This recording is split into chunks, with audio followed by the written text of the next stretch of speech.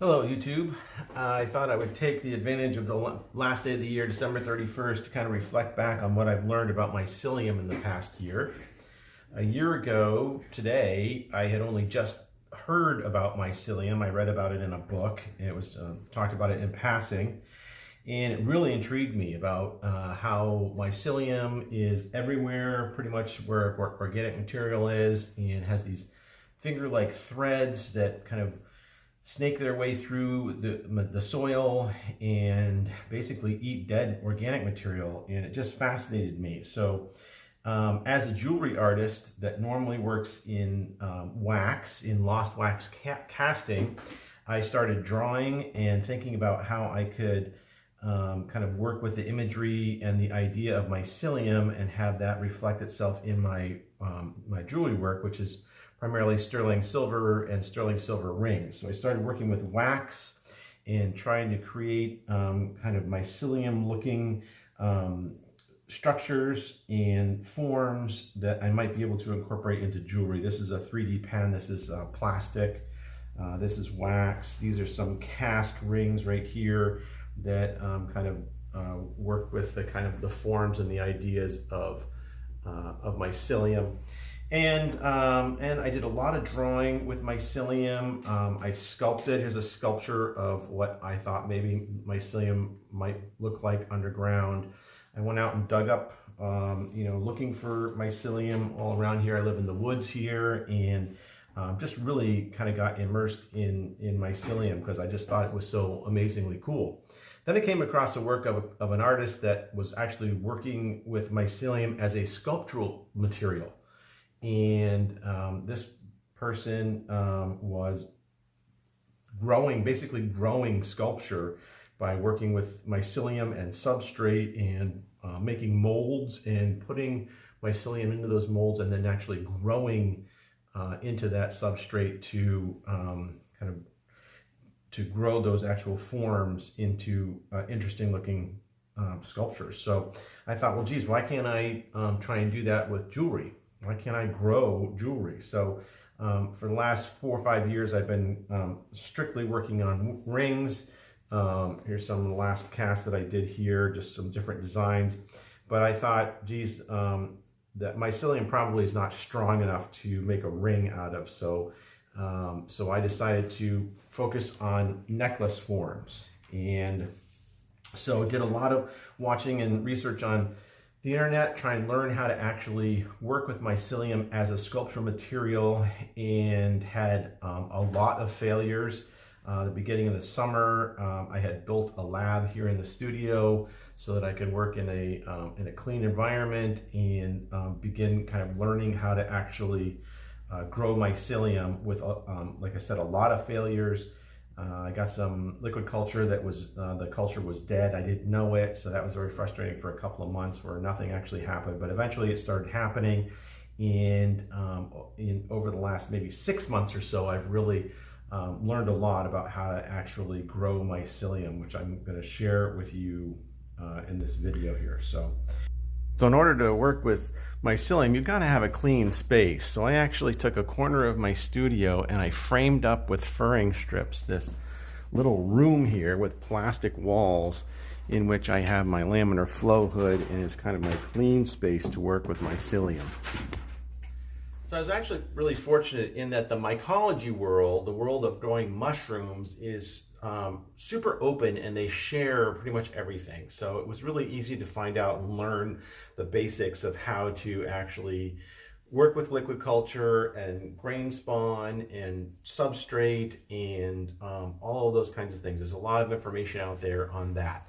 There's very little information on how to actually fabricate with mycelium. Most everything that's out there is about taking mycelium or liquid culture and growing it to mushrooms.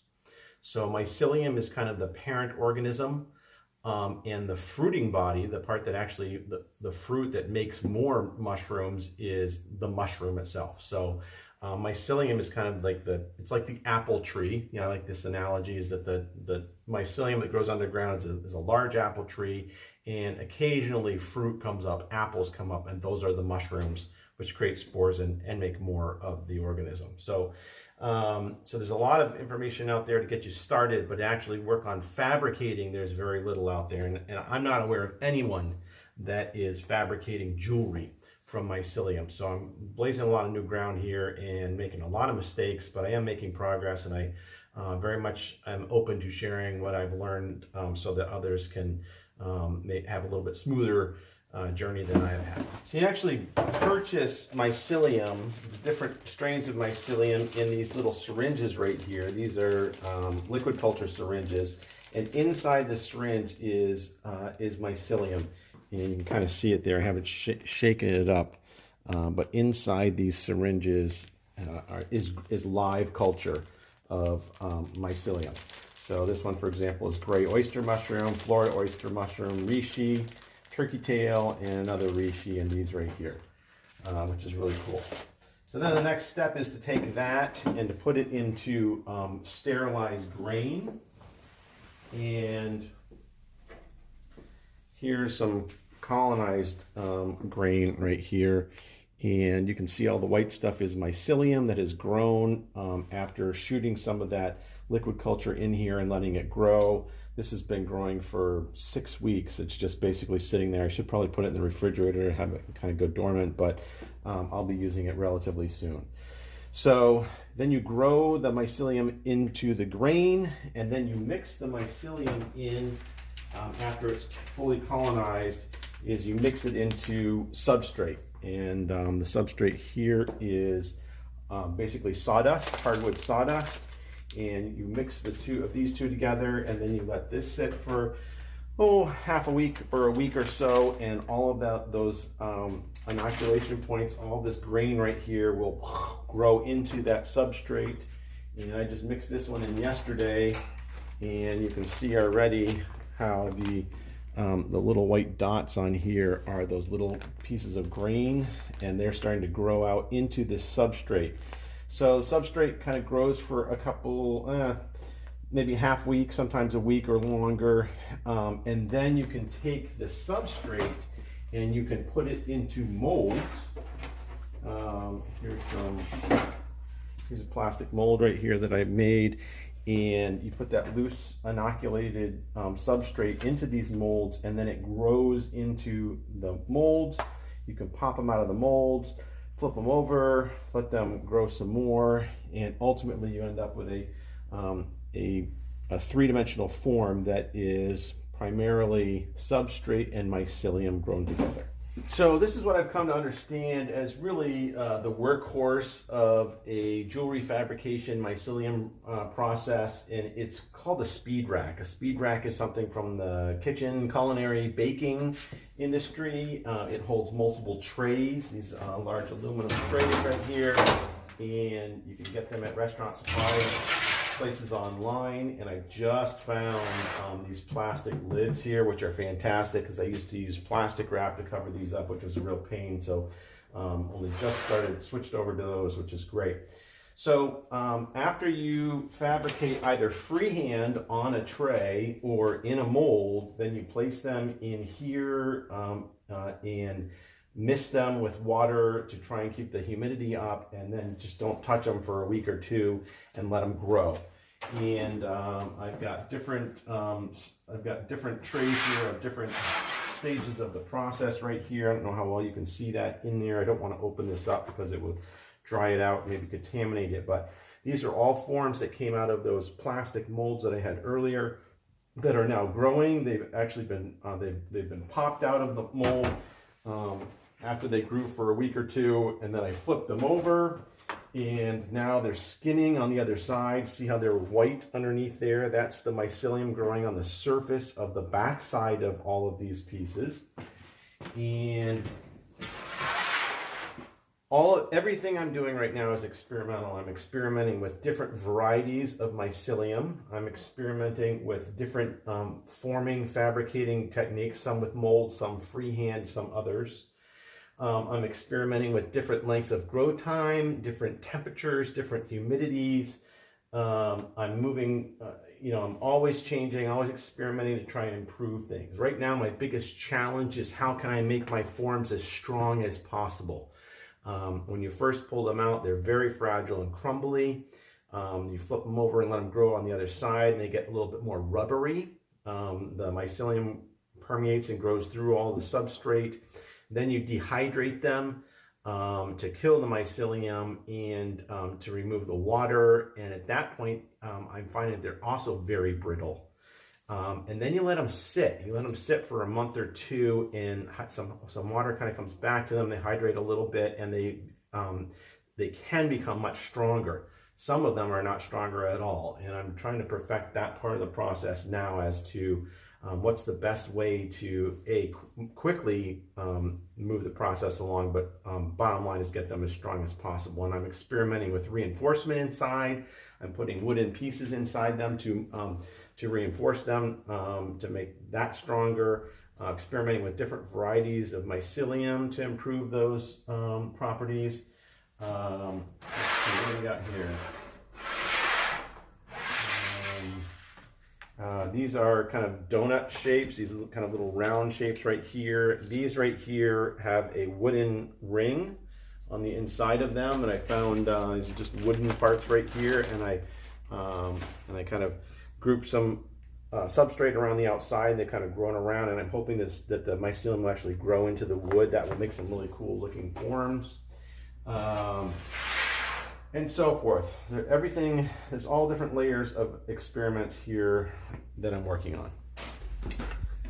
So after 6 months of working with mycelium, I can say that I really have not made anything that is worthy of selling yet. I'm just not that far along. I've made a lot of experiments. I've made a tremendous amount of growth, but I'm definitely not there yet. Where I'm headed is here. Here's some. You can see these are not up on the wall of the studio. I have different sketches and drawings of different types of necklace forms that I'd like to ultimately create using mycelium, all sorts of different textures and ideas that I have been kind of consistently working on and developing different ideas, but I'm not quite there yet. I gotta perfect the technique of working with mycelium before I can get to the nuances of actually fabricating jewelry ideas. I do have a lot of samples of some of the things that I've created so far. Most of them are failures, or most of them have things in them that I consider to not be successful, but as I said, it's all part of the learning process, and failure is an essential part of that. So these are all different bags. Each bag kind of represents either a different type of mycelium or a different process. This is one of the first ones that I grew here, and these are actually some of the strongest ones that I've made so far. This is tarragon oyster mushroom, and this mycelium is pretty darn hard and pretty rugged. This is actually quite strong. I'm really happy with this, and I don't know if that's a product of time, because like I said, this was back in August. I made this in August. It's now December, and it's just had more time to set up, or if some other thing going on here. But this stuff is quite rugged, and I hope that some of the other pieces will also be this strong in time. Let's see, here's some Florida oyster mushroom forms. Florida oyster here, I was experimenting with incorporating different wooden pieces into the substrate to see how that would grow, and had some success with that. This is not quite as strong as the other stuff. Here I was working with some candy molds, kind of letting the substrate grow into silicone candy molds, and these are not as strong, but it's some really interesting textures. And I probably have between 20 and 30 different batches that I've experimented with, all with different levels of success. This gray oyster here, I let this skin over a lot longer, so there's a really thick layer of mycelium on there. It feels really soft and supple. Really nice is the backside here. So that's the kinds of things that I'm experimenting with. Introducing more textures in the plastic molds that I've made with vacuum forming technique. Built a vacuum forming machine, and yesterday I actually, for the first time, I tried dipping some of these mycelium forms into polyurethane. So these have been polyed, which kind of seals them, and I think it actually adds some strength to them as well. I'm not sure how I feel about the color of some of these. I think I'm probably ultimately going to have a couple of different collections. One of them will be natural collection, and that's beautiful, I think. But I'm not sure most people will go for it. It's kind of, it may be a little bit too much for people to go for that kind of earthy kind of brown colors. But so some I'm thinking will be earth colored here, and some of them will be painted probably more vibrant colors, and just experimenting with different types of effects. So the properties of mycelium jewelry are quite unique and remarkable, quite honestly. First of all, your first impression when you get your hands on a sample of this is that it is incredibly light. It really feels like almost like styrofoam. It is so light. There's sawdust in here, but it's mostly mycelium, and there's just not much mass to it. So it's very light, which makes it great, I think, for statement necklaces, statement pendant necklaces, in that you can work quite big and it won't be heavy. You know, some necklaces are so, particularly statement necklaces, are so heavy that they really are not comfortable to wear. These will be very comfortable to wear from a weight point of view. Second of all, you're growing these. They're totally green. Like when I was casting sterling silver, you know, I tried to say, well, it's kind of a green process in that I'm using recycled silver. The silver has been mined before, maybe hundreds of years old. It's just being recycled, and so it's green that way. This is literally green. The substrate you can use can literally be agricultural waste. And the process is literally growing like you would in your garden. So it's amazingly good for the environment, and it's a green process. That's pretty exciting. It's partially like working with clay. When you're working with it in the loose substrate form, inoculated substrate, it's nowhere near as sculptable as clay. It's not nearly as easy to work with as clay, but you can sculpt it with your hands. You can tool it after it's dried and formed and dried. You can tool it similar to a wood product. You can drill it and you can cut it. It is a little bit crumbly, and I think as time goes on, I'll kind of dial that in more, and I think that will be less of a problem. But so you can glue it. You can work with it with wire.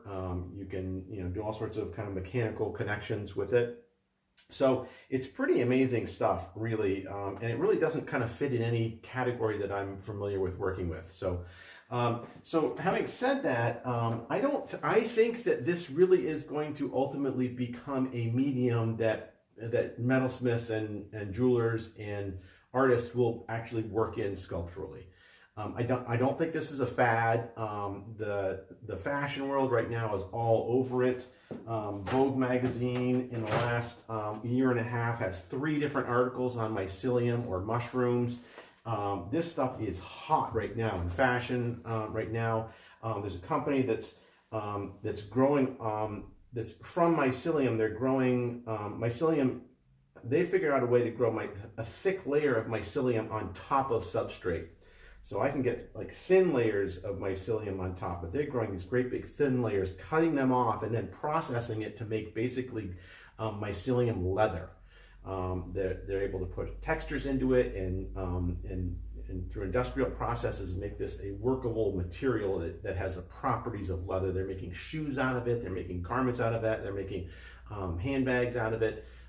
So this it's up and coming, and it's really hot right now, and I don't think I've not found anybody in the jewelry world that's working with mycelium yet. So I think this is pretty exciting stuff, and ultimately, once I kind of dial this in, I'd love to give workshops on how to work with this material, because I really want to kind of get the word out there. I think it really is remarkable stuff, and it has so much potential creatively in the jewelry world.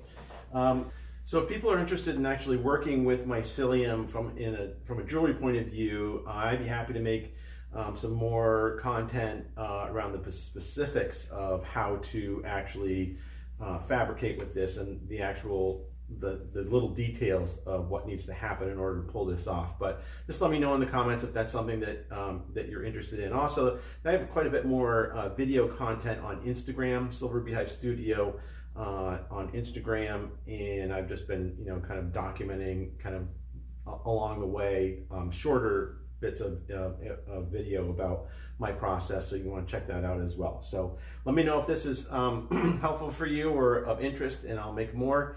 And thanks for watching.